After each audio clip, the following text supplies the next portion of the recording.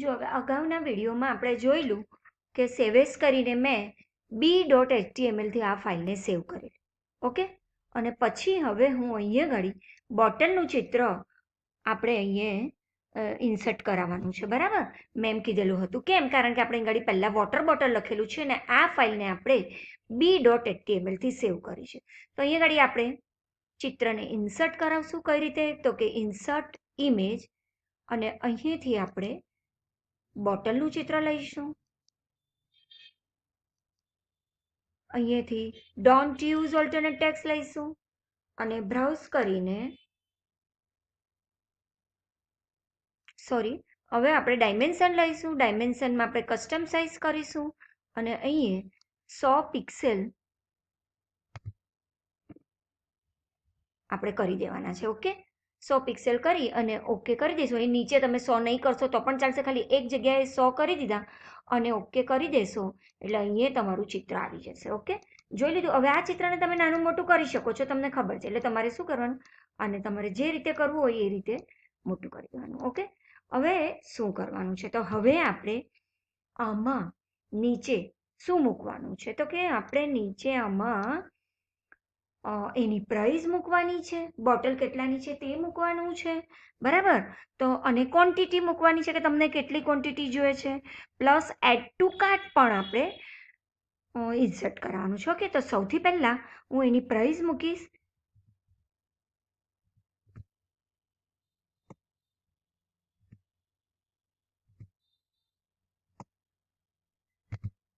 બરાબર, એની પ્રાઇસ મેં મૂકી દીધી. હવે એની બાજુમાં હું મૂકીશ ક્વોન્ટિટી. ક્વોન્ટિટી માટે હું શું કરીશ? તો કે ક્વોન્ટિટી માટે મારે અહીંયા ગાડી ટેક્સ્ટ બોક્સ મૂકવું પડશે. રાઈટ, ટેક્સ્ટ બોક્સ મૂકવા માટે મારે અહીંયાથી ઇન્સર્ટ કરવાનું, ફોર્મમાં જવાનું, ફોર્મ ફિલ્ડ. આ ટેક્સ્ટ દેખાય જ છે. બરાબર, ફિલ્ડનું નામ તમે આપી દીધું અહીંયા ગાડી ક્યુ. અહીંયા ફિલ્ડની સાઇઝ આપણે આપવાની છે. બરાબર, તો ક્વોન્ટિટી તમે કેટલીક લેવાના વધારેમાં વધારે, એટલે આપણે અહીં ગાડી 4 સાઇઝ રાખીએ એટલે આપણી જગ્યા વધારે રોકાય નહીં. ઓકે, હવે હું એન્ટર કી પ્રેસ કરીશ અને હવે અહીંયા ઘડી એક બીજું ઓપ્શન રાખવાનો છે, એડ ટુ કાર્ટ. બરાબર, અને એની બાજુમાં આપણે મૂકીશું ચેકબોક્સ.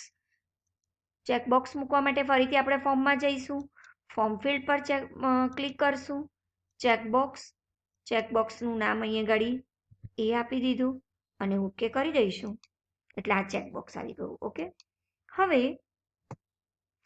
પ્રાઇસ આવી ગઈ, ક્વોન્ટિટી આવી ગઈ અને એડ ટુ કાર્ટ આવી ગયું. બરાબર છે. હવે આનું નામ શું છે? તો આપણે અહીં ઘડી એને બાજુમાં એનું નામ લખી દઈશું કે બોટલ્સ. Name bottles. ઓકે, લખી દીધું આપણે. હવે આપણે શું કરવાનું છે? તો કે અહીંયા ઘડી એક લિંક મૂકવાની છે. કઈ લિંક મૂકવાની છે? તો કે આ પેજ પરથી હોમ પેજમાં જવા માટે આપણે એક લિંક મૂકવાની છે. પ્લીઝ ધ્યાનથી જોજો. શબ્દ કયો લખ્યો છે મેં? બેક.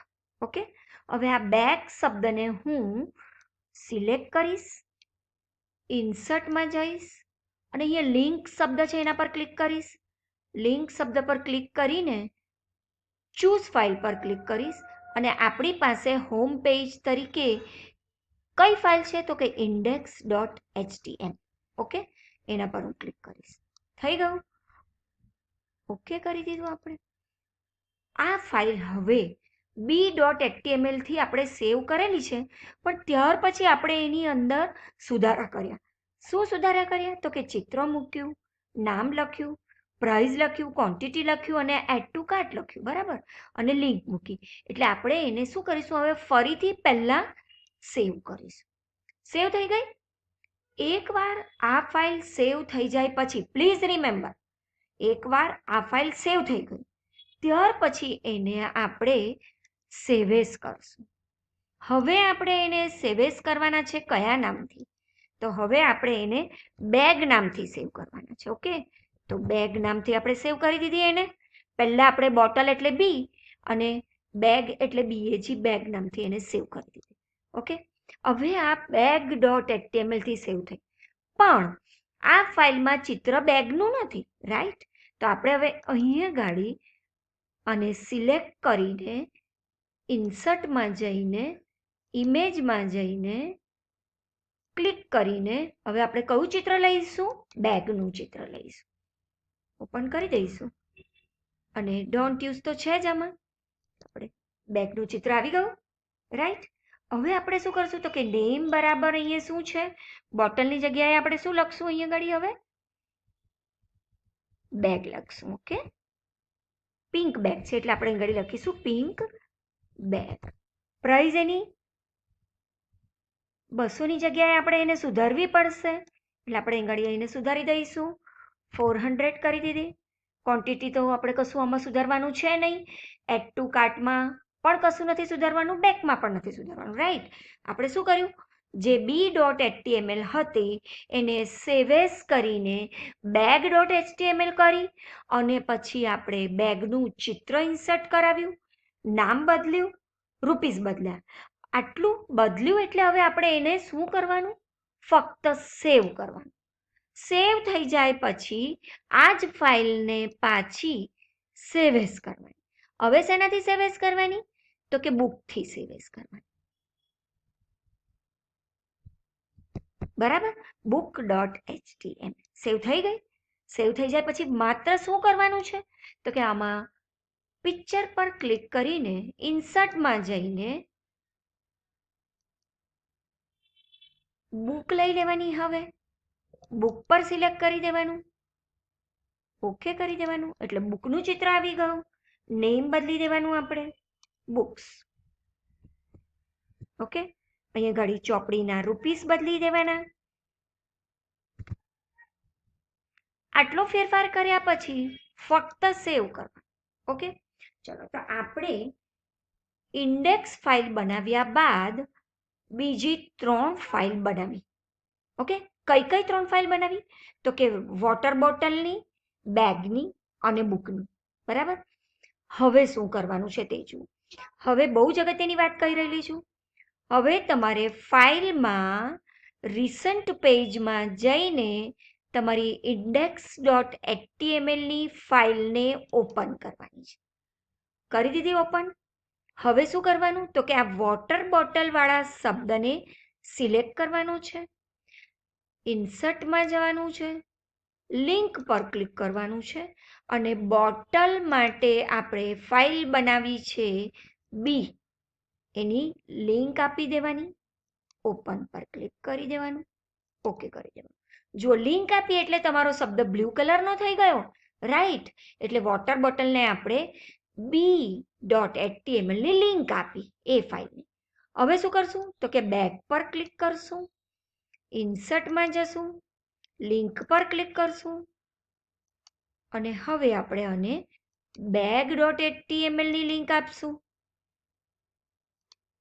હવે બુક્સમાં જઈશું, ઇન્સર્ટમાં જઈશું, લિંક પર ક્લિક કરશું અને હવે આને આપણે book.html ની લિંક આપશું. ઓકે, આ લિંક આપ્યા બાદ આપણે આ ફાઇલને શું કરવું પડે? સેવ કરવું પડે. કરી દીધી સેવ. હવે આ પહેલી જ પેજ છે. હવે આપણે એને બ્રાઉઝરમાં ઓપન કરશું. કઈ રીતે તો કે આપણે બ્રાઉઝરને ઓપન કર્યું,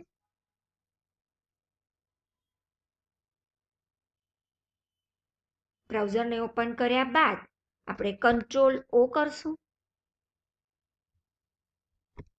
જો Ctrl+O કરવાથી આપણે ફાઇલ માટેના ઓપ્શન આવશે.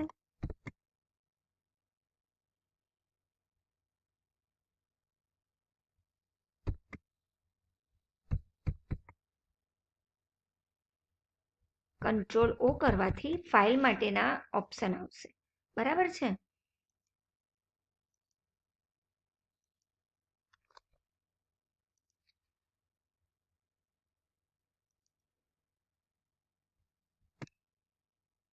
જો આવ્યા ફાઇલ માટેના ઓપ્શન. Ctrl+O કરવાથી આપણા ફાઇલ માટેના ઓપ્શન આવશે. હવે આપણે કઈ ફાઇલ ઓપન કરવાની છે તો આપણે ઇન્ડેક્સ વાળી ફાઇલ ઓપન કરવાની છે. ઇન્ડેક્સ ફાઇલ પર આપણે ક્લિક કરશું, ઓપન કરશું એટલે આપણી ઇન્ડેક્સ નામની ફાઇલ આવશે. ઓકે, હવે શું કરવાનું તો કે આ ઇન્ડેક્સ નામની ફાઇલ પર આપણે આ ક્લિક કરશું. જો વોટર બોટલ પર ક્લિક કરશું એટલે આ વોટર બોટલ વાળી ફાઇલ આવી ગઈ. હવે તમે શું કરશો તો કે અહીંયાથી બેક કરશો. બેક પર ક્લિક કરશો એટલે ઇન્ડેક્સવાળી ફાઇલ આવી ગઈ. ઓકે, હવે આપણે શું કરશું તો કે બેગ્સવાળી ફાઇલ પર ક્લિક કરશું. જો આ બેગવાળી ફાઇલ આવી ગઈ. બેક પર ક્લિક કરશું એટલે પાછા હોમ પર આવી ગયા. હવે આપણે બુક્સ પર ક્લિક કરશું એટલે બુક્સવાળી ફાઇલ આવી ગઈ. બેક પર ક્લિક કરશું એટલે આપણી હોમવાળી ફાઇલ આવી ગઈ. તો આની સાથે આપણે સ્કૂલ પ્લાઝા નામનો વિડીયો જોયો. સ્કૂલ પ્લાઝાની વેબસાઇટ કેવી રીતે બનાવવાની એનો આખો વિડીયો તમે લોકોએ જોયો. ઓકે, તો બીજા વિડીયો સાથે મળીએ. ત્યાં સુધી ટેક કેર, બાય બાય.